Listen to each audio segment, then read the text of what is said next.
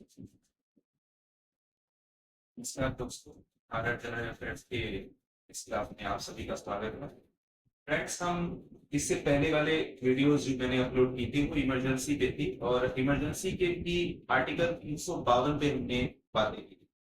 Friends, मैंने उस video को एंड करते करते मैंने ये कहा था लास्ट में कि इमरजेंसी के क्या इफेक्ट हमारे फंडामेंटल राइट्स पे पड़ते हैं, हमारे मौलिक अधिकार पर जो संविधान की तरफ से हमें दिए गए हैं उस पर क्या प्रभाव पड़ता है आपातकाल के लगने पर, उस पर चर्चा आज हम करने जा रहे हैं।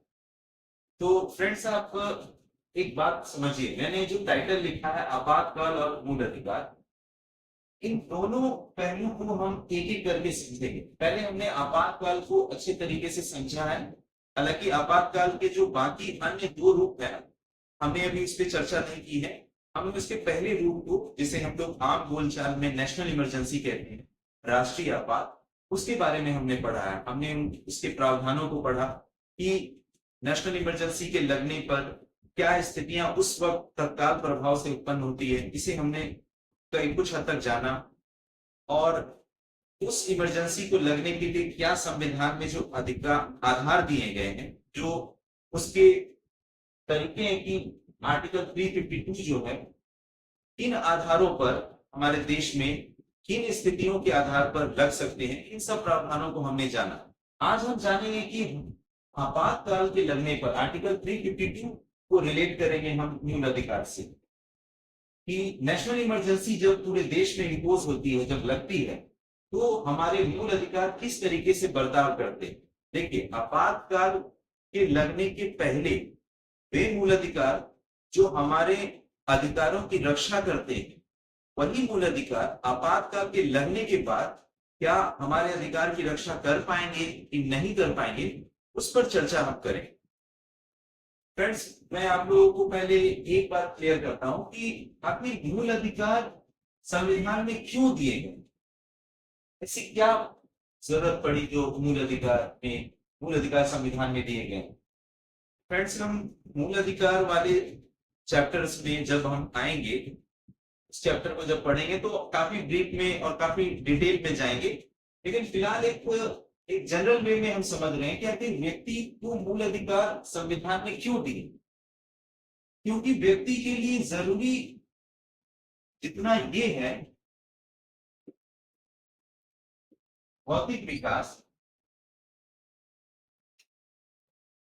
भौतिक विकास का यहाँ सीधा तात्पर्य है कि व्यक्ति अपने जीवन में तरक्की की किन ऊंचाइयों को प्राप्त करता है।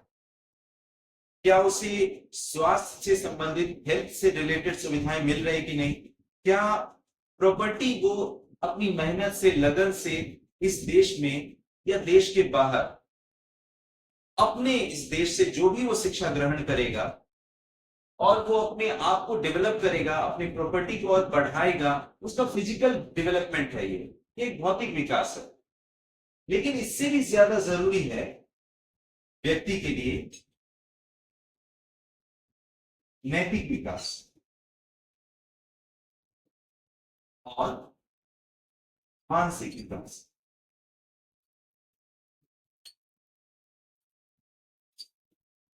नैतिक विकास का सीधा तात्पर्य है कि व्यक्ति कितना नैतिक है, कितना मॉरल है, कितना एथिकल है, उसे इस बात का ज्ञान है कि क्या सही है और क्या गलत है। ये चीजें तभी आएगी जब व्यक्ति स्वतंत्र होकर कुछ के बारे में सोच पाएगा। वो अपनी बुद्धि और विवेक का प्रयोग करके वो सोच पाएगा कि क्या सही और क्या गलत है। आप जब तक सपोज कीजिए कि एक पिंजरे में आप किसी पक्षी को रखिए और उसकी सारी जिंदगी उसी पिंजरे में रख दीजिए, पंख होते हुए भी वो आकाश की उन ऊंचाइयों को अनुभव नहीं कर पाएगा। उड़ने की जो कला विकसित होगी वो उतनी अच्छी विकसित नहीं होगी जो आजाद पंछी की। ये इसलिए हुआ क्योंकि उसे अपने आप को विकसित करने के लिए जो अधिकार हमने दिए हैं वो उसे मिला है। सेम यही चीज व्यक्ति के ऊपर होता है। व्यक्ति स्वतंत्र होकर जब किसी चीज के बारे में सोचेगा तो उसकी खुद की क्षमता बढ़ेगी कि क्या सही और क्या गलत है। मैंने कहा ना कि हमारे लोकतंत्र की सबसे बड़ी खूबसूरती यही है कि विरोध के स्वर होने चाहिए। अगर विरोध का स्वर होगा नहीं तो कभी भी इस बात की संभावना जो है सही रूप से बन नहीं पाएगी कि क्या सही है और क्या गलत है। क्रिटिसिज्म होना बहुत जरूरी है इस डेमोक्रेसी में। डेमोक्रेसी की ये खूबसूरती है। तो व्यक्ति के पास कुछ भी बोलने का हक ना हो, उसे स्वतंत्रता ये ना मिले कि अपनी बातों को रख सके वो स्वतंत्र होकर, वो कैसे समझ पाएगा कि क्या सही है और क्या गलत है। सरकार की नीतियों के बारे में उसे स्वतंत्र होकर सोचने का मौका दिया जाना चाहिए। तब जाकर व्यक्ति अपने नैतिक गुणों को विकसित कर पाएगा कि कौन सी सरकार की नीतियां किस वर्ग के लिए सही है, कौन सी सरकार की नीतियां सही नहीं है। ये सारी चीजें वो स्वतंत्र होकर सोच सकेगा, चिंतन कर पाएगा। दूसरा क्या है कि मानसिक विकास। व्यक्ति का मानसिक विकास का सीधा तात्पर्य ये है कि व्यक्ति जो सोच रहा है ना, उसकी गरिमा बरकरार रहे। व्यक्ति को इस बात की संतुष्टि मिले कि मैं जो सोच रहा हूं उसकी वैल्यू बनेगी। क्योंकि अगर व्यक्ति की सोच की वैल्यू अगर समाज में नहीं दिखेगी और सरकार के सामने किसी एक व्यक्ति या व्यक्ति के समूह की सोच की कीमत अगर सरकार नहीं समझे, तो उस व्यक्ति को अपनी ही सोच पे ये बातें लगेगी कि या तो सरकार गलत है और उसके विरोध के स्वर उठेंगे, या फिर उसे लगेगा क्या कि मेरी सोच की कोई कीमत ही नहीं है, इज्जत ही नहीं, और मानसिक रूप से वो अपने आप को ही गलत समझेगा कि शायद मेरी कोई वैल्यू नहीं है, मेरी सोच की कोई वैल्यू नहीं। इसीलिए कहा जाता है कि अगर 100 में 99 आदमी किसी एक मुद्दे के पक्ष में है और एक व्यक्ति उस मुद्दे के विपक्ष में है, तो जितनी वैल्यू उस 99 आदमी की होगी उतनी ही वैल्यू इस एक आदमी की भी होनी चाहिए। क्योंकि सत्य जो है सत्य होता है, उसे किसी ग्रुप मेजॉरिटी की जरूरत नहीं होती।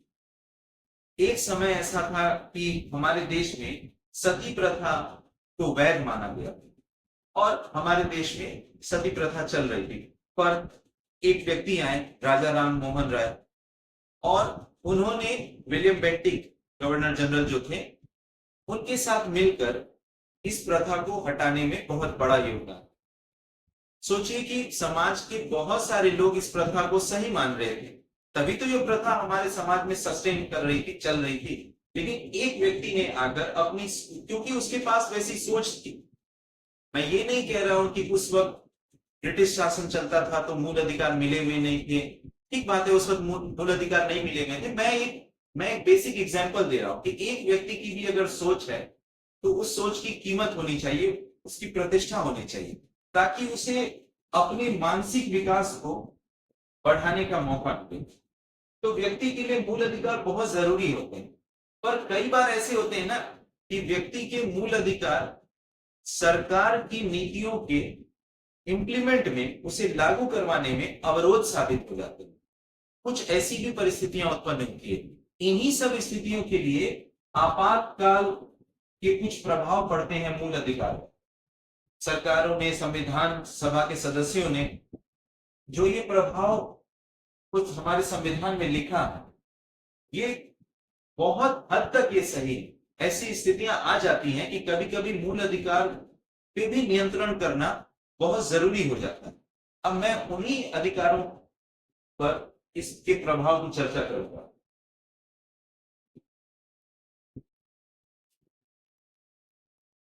देखिए, हमारे संविधान का एक आर्टिकल है, आर्टिकल 358। जब भी हमारे देश में आर्टिकल 352 के तहत नेशनल इमरजेंसी लग जाएगी, आर्टिकल 352 के लगते ही 358 स्वतः एक्टिवेट हो जाता है। और 358 के तहत आर्टिकल 19 जो है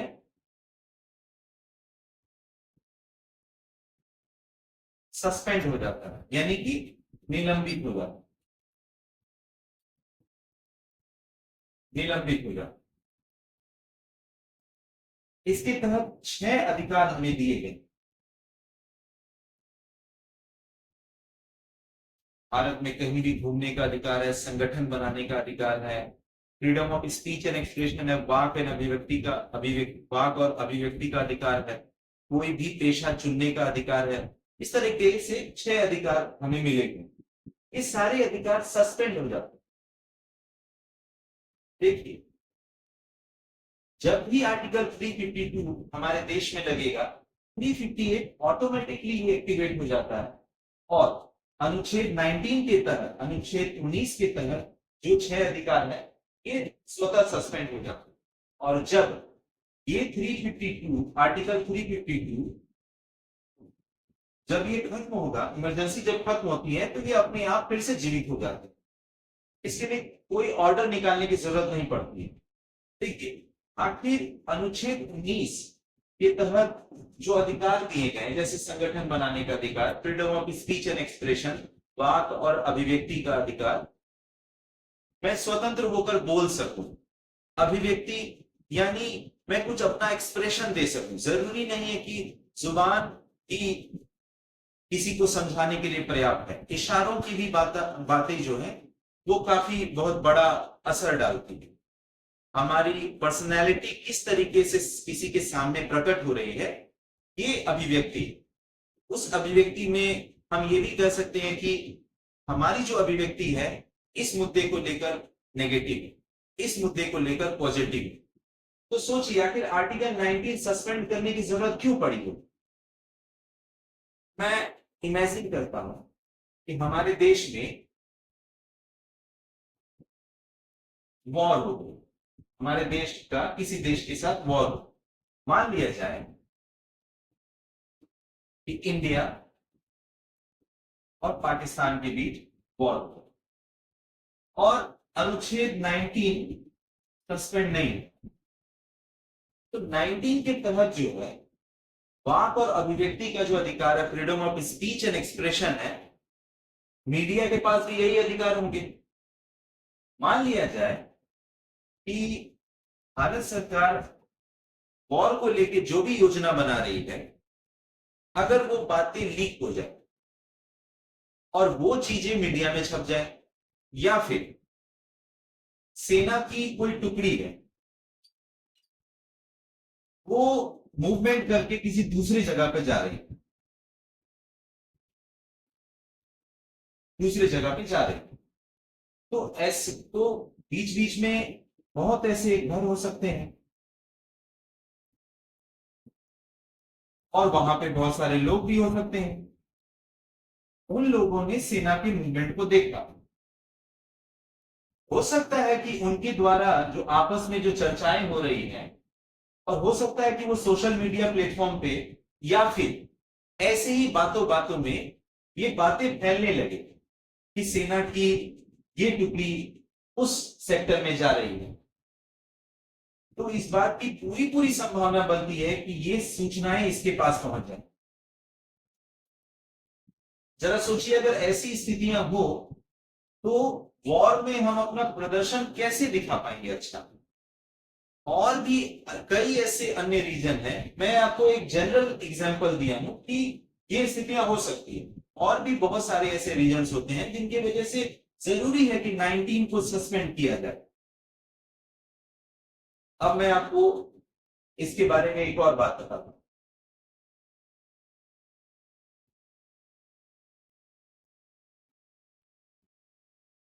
देखिए, जब भी आर्टिकल 352 आर्टिकल 352 युद्ध, वहां आक्रमण, इन दोनों के आधार पर यदि आर्टिकल 352 को देश में लगाया जा रहा है तो आर्टिकल 19 जो है वो सस्पेंड हो जाए। लेकिन अगर आर्टिकल 352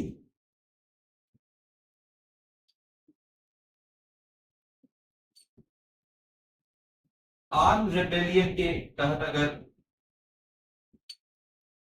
लगाया गया, यानी कि सशस्त्र विद्रोह के आधार पर अगर लगाया जाए, ऐसे कंडीशन में आर्टिकल 19 सस्पेंड नहीं है।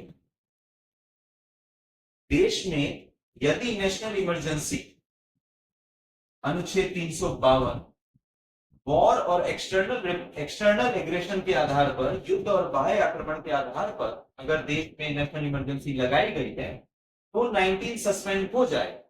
लेकिन अगर युद्ध अगर आर्टिकल 352 आर्म रिबेलियन के आधार पर लगाया गया, सशस्त्र विद्रोह के आधार पर, तो 19 सस्पेंड नहीं होगा। ये प्रावधान 44 कॉन्स्टिट्यूशनल अमेंडमेंट 1978 में जनता पार्टी की सरकार ने ये प्रावधान जोड़े। देखिए, ये प्रावधान जोड़ने के पीछे बहुत सारी ऐसी बातें। अब आप सोचिए, जनता के स्वर उठे हैं देश में किसी मुद्दे के खिलाफ, मानते हैं कि जनता ने शस्त्र उठा लिया है, लेकिन फिर भी उनके विरोध के स्वर को दबाना उचित नहीं। एक सभ्य लोकतंत्र में विरोध के स्वर भी ऊंचे होने चाहिए, उनकी भी अपनी गरिमा होती है। यदि आप उनके विरोध के स्वर को दबा कर रखेंगे तो उनके शस्त्र कभी नहीं नीचे जाए, कभी नहीं गिरेंगे। शस्त्र जो हाथ में उठाए हुए होंगे वो उठे ही रहेंगे। उनके विरोध के स्वर की गरिमा की इज्जत करना, इस बात की पूरी पूरी संभावना बनेगी कि उनके जो शस्त्र जो उन्होंने उठाए हैं वो शस्त्र वापस रख दें। और भी बहुत सारे रीजन है, मैं नॉर्मली बात कह रहा हूं कि सशस्त्र विद्रोह के आधार पर आर्टिकल 19 सस्पेंड नहीं होता है। ये प्रावधान 44वां संविधान संशोधन 1978 में जनता पार्टी की सरकार के द्वारा जोड़े गए। अब देखिए,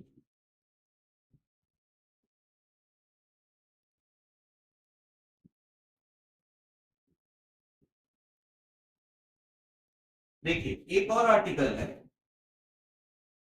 आर्टिकल 359।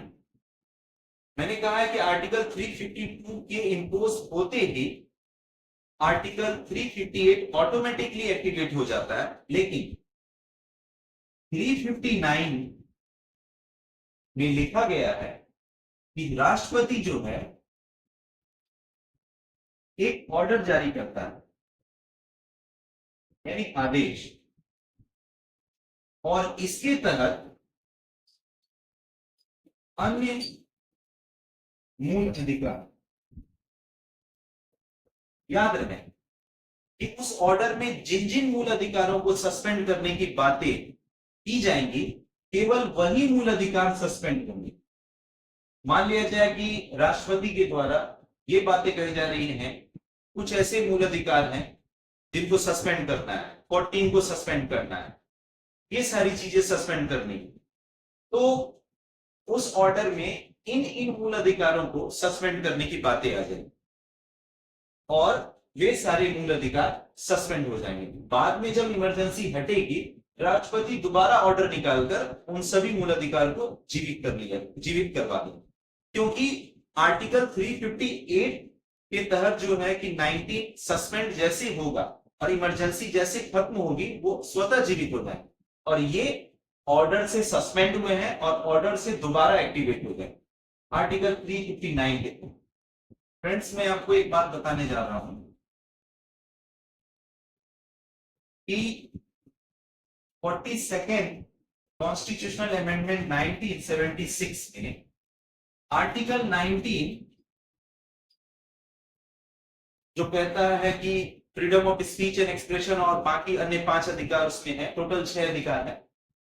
इसके तहत ऐसे प्रावधान इसमें जोड़ दिए गए थे कि आर्टिकल 19 जब 358 के तहत सस्पेंड होंगे तो मान लिया जाए ये भारत है और भारत के इस हिस्से में आर्टिकल 352 लगा, तो केवल यहीं पर 19 सस्पेंड होगा ऐसा नहीं, अन्य जगहों में भी 19 सस्पेंड किया जा सकता है। हर जगह पे जरूरी नहीं है कि जहां पर नेशनल इमरजेंसी इंपोज हुई है केवल वही 19 सस्पेंड होगा, ऐसी जरूरी नहीं, कहीं और भी सस्पेंड हो सकता है अकॉर्डिंग टू द गवर्नमेंट। तो ये बातें 42nd कॉन्स्टिट्यूशनल अमेंडमेंट में जोड़ी गई। और जस्ट इसके बाद 44th कॉन्स्टिट्यूशनल अमेंडमेंट 1978 में एक तो प्रावधान मैंने आपको बता दिया कि 19 सस्पेंड होगा वॉर और एक्सटर्नल एग्रेशन के ही आधार पर, युद्ध और बाह्य आक्रमण के आधार पर, सशस्त्र विद्रोह के आधार पर 19 सस्पेंड नहीं होगा। दूसरा प्रावधान क्या 44वें संविधान संशोधन से जोड़ दिया गया कि मान लिया जाए कि देश में आर्टिकल 352 लगी हुई है और जो भी कानून उस वक्त देश में बनाए जा रहे हैं जिसका संबंध इमरजेंसी से होगा, यानी इमरजेंसी को बेस बनाकर वो लॉ बन रहे हैं, केवल उन्हीं कानूनों को 19 से बचाया जा सकता है। यानी उस कानून के तहत अगर 19 सस्पेंड हो भी रहा है तो ठीक है, लेकिन अगर बाकी अन्य कानून जिनका संबंध आपातकाल से नहीं है, आपातकाल से संबंध नहीं है उस कानून का, उस कानून के तहत 19 जो है, आर्टिकल 19 जो है वो जिंदा नहीं। मैं कह रहा हूं कि इमरजेंसी लगी है और कुछ कानून ऐसे बनाए गए जिनका संबंध इमरजेंसी से है, इमरजेंसी को ध्यान में रखकर उन कानूनों का निर्माण तत्काल प्रभाव से किया गया है। तो उन कानूनों के तहत अगर उस कानून के तहत आपके 19 सस्पेंड भी हो रहे हैं, यानी उन कानूनों के खिलाफ आप आवाज नहीं उठा पा रहे हैं, तो ये जस्टिफाइड है, क्योंकि उन कानूनों को 19 के तहत आप चैलेंज नहीं कर सकते। आर्टिकल 19 के तहत आप चैलेंज नहीं कर पाइएगा। आप न्यायालय जाकर ये नहीं कह सकते हैं कि मेरा 19 सस्पेंड हो गया। न्यायालय ये जांच करेगी कि उस कानून, जिस कानून के बारे में आप बोलने के लिए आए, जिस कानून के विरोध में आए हैं, उस कानून का संबंध आपातकाल से है कि नहीं। अगर आपातकाल से है तो उस कानून के लिए 19 सस्पेंड रहेंगे, लेकिन अदर बाकी जितने कानून देश में चल रहे हैं उनके लिए 19 जिंदा रहेगा। उनके लिए जो 19 है वो जिंदा रहेगा। ये 44वां संविधान संशोधन में कह दिया गया।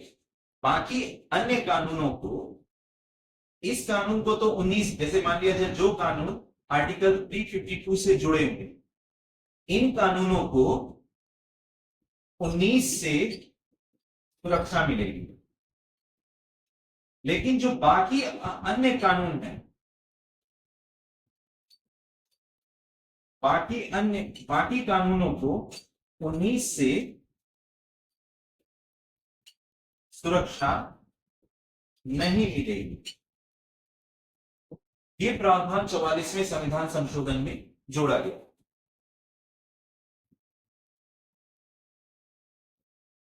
अब देखिए 25 जून 1975, मैं और थोड़ा पीछे से जाता हूं। 1962 में जब इमरजेंसी लगी, आर्टिकल 352 लगाया गया। 1971 में फिर से लगाया गया और 1975 में ये लगाया गया। इन तीनों में आर्टिकल 21 को सस्पेंड कर दिया गया। आर्टिकल 21 कहता है right to life and personal liberty, यानी कि प्राण एवं दैहिक स्वतंत्रता। अनुच्छेद 21 कहता है कि राइट टू लाइफ, जीवन जीने का अधिकार है, और हमारी पर्सनल लिबर्टी भी है। मैं स्वतंत्र हूं, इस पूरे शरीर को लेकर मैं स्वतंत्र हूं। मुझे आप कहीं भी ऐसे कैद नहीं कर सकते बिना किसी आधार के। प्राण एवं दैहिक स्वतंत्रता का अधिकार, ये तीनों बार में सस्पेंड हुए। 1975 में जब इमरजेंसी लगी थी तो आर्टिकल 40, 20 और 21, ये इन तीनों को सस्पेंड कर दिया गया। अब मैं एक रफ वे में बता रहा हूं कि अनुच्छेद 20 जो है वो एक एवरेज बात मैं बता रहा हूं कि अनुच्छेद 20 हमें यह अधिकार देता है कि मुझे मेरे ही खिलाफ गवाही देने के लिए मजबूर नहीं किया जा सकता। पुलिस मुझसे, जैसे अगर मानी है कि मैं आरोपी, आरोप सिद्ध हुआ नहीं है अभी, और मुझे जबरदस्ती ये नहीं कमिट करवा सकती है कि मैंने ही ये गुनाह किया। पुलिस को दिया गया कोई भी स्टेटमेंट कोर्ट में एडमिसिबल नहीं होता, न्यायालय में वो मान्य नहीं है। अनुच्छेद 20 हमें यह अधिकार देता है कि अपने ही खिलाफ हम गवाही नहीं देंगे। ठीक है, 20-21 को सस्पेंड कर दिया गया था। अब सोचिए 22 को भी सस्पेंड कर दिया गया था। 22 में भी ये बातें लिखी हुई है, 22 में कुछ अलग है। 22 में जैसे है क्या कि यदि मेरी गिरफ्तारी हुई 24 घंटा के अंदर मुझे मजिस्ट्रेट के पास पेश करना है। मुझे गिरफ्तारी जानने का अधिकार है, किन आधारों पर मेरी गिरफ्तारी हुई है। मैंने गिरफ्तार होने के बाद जिस व्यक्ति के बारे में मैंने कहा है, जो अपने परिचित के बारे में, उसे यथाशीघ्र जल्द से जल्द मेरी गिरफ्तारी की सूचना देनी होगी।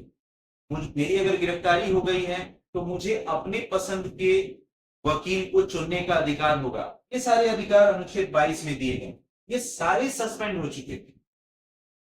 लेकिन अब जो वर्तमान स्थिति ऐसी है,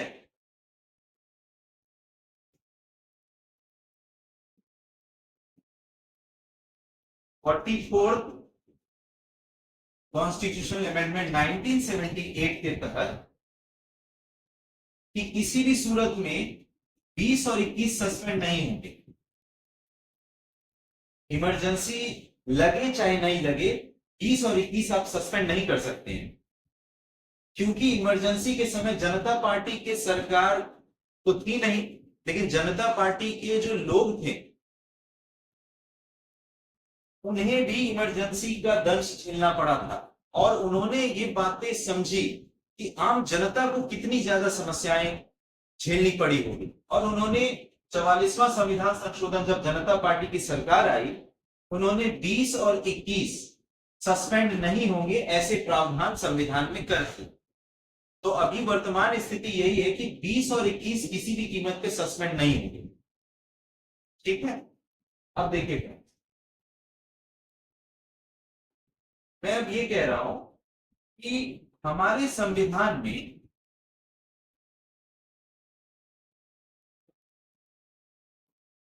जो हमारा मूल संविधान जो ओरिजिनल डॉक्यूमेंट्स बना था, उसमें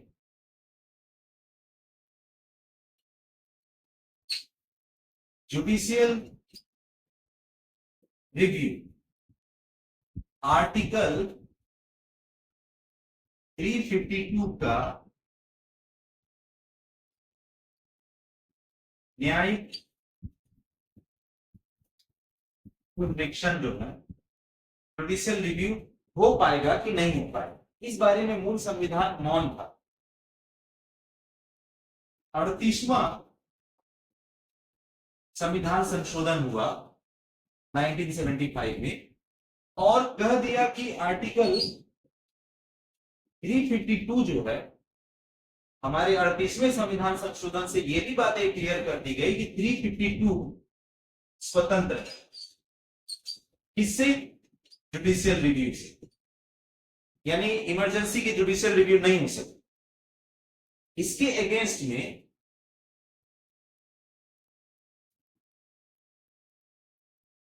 आगे जाकर